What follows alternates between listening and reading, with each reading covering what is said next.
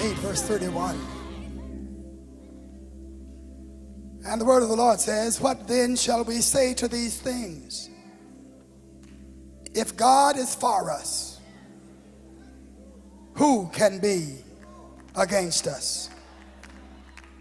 He who did not spare his own son, but delivered him up for us all, how shall he not with him also freely give us all things? Verse 37 says, yet in all these things we are more than conquerors through him who loved us. Confident living. Confident living.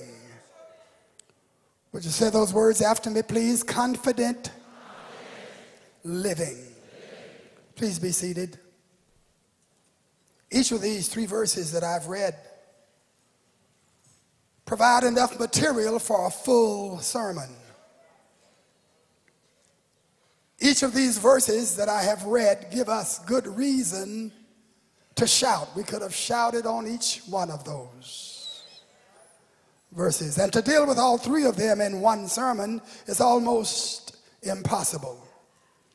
But when we take them together, in their togetherness, they give us additional reasons for living confidently, or for confident living. This is an important subject because there are many, many Christians who do not live confidently.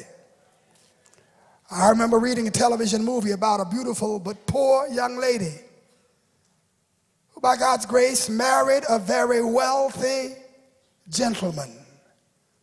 He carried her away to his colossal mansion and placed her in charge of all of his servants. She was quite overwhelmed by her authority. She was quite overwhelmed by her responsibility, and somehow she didn't really believe that she was really a wealthy lady and the mistress of the house. So with cooks on duty, she was in the kitchen cooking.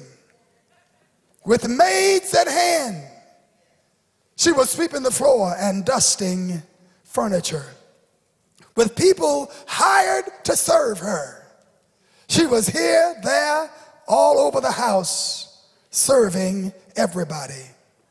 With stables and with gardens and with lakes and with fountains all around, she retreated to a little corner in a little room on that grand estate that belonged to her.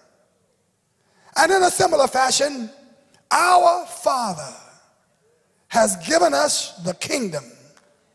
And we sometimes think and act like beggars and like paupers. Omnipotence awaits our very beck and call, and we are filled with fear, and we're intimidated by it all.